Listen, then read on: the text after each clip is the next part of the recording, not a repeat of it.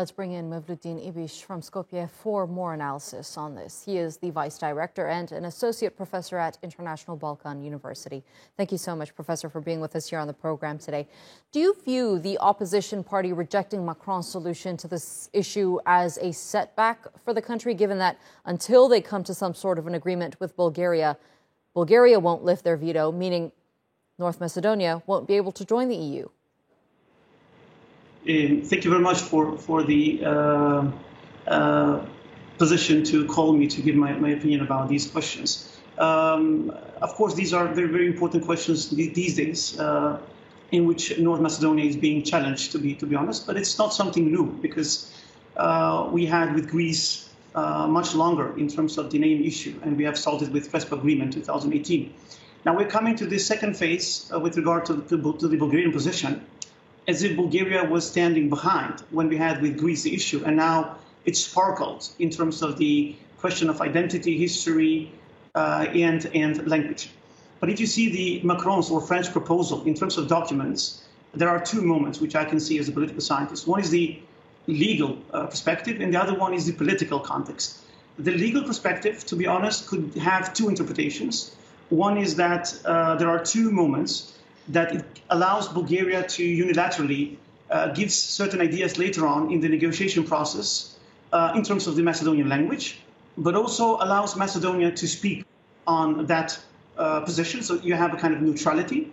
And in the second document, called the draft on the Council of Ministers, you have a momentum where it does not oblige, to be honest, legally, but it gives a kind of incentive, impetus, that the Macedonian parliament or Macedonian government, to be honest, to instigate a process in which will open its constitution and will integrate, in the perspective of minorities, the Bulgarian minority in North Macedonia.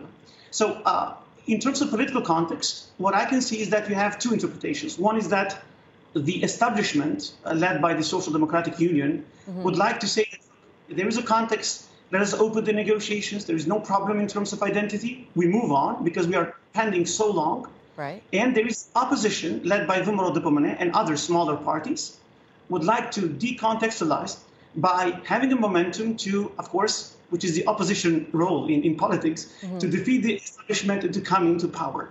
But as a political scientist, I don't see any problem, because the negotiation process, as I know the EU politics, and I know modestly well, is that this is nothing. It's just a process that needs to instigate a negotiation process in which we have clusters and chapters.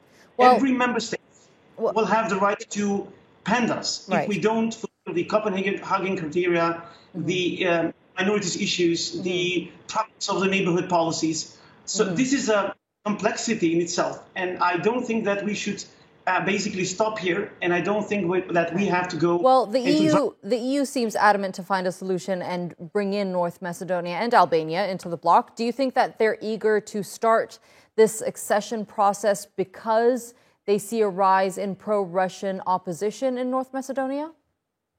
To be honest, I was always critical towards EU because, you know, in the Balkans we are all pro-EU. But in terms of institutionalism, I would openly say that EU defeated itself in these 10 years. Because of its EU institutional complexity, they're not able to come to a decision.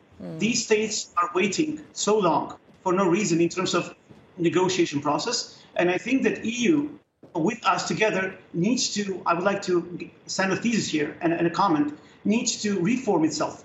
Because just before years ago, like 2-3 years ago, France introduced a new methodology, which Albania and Macedonia were pending only for the French perspective in its methodology. So it's not our fault. It was an EU complexity and challenges amongst bigger states. So what I'm trying to say is that for EU, we are not a problem at all.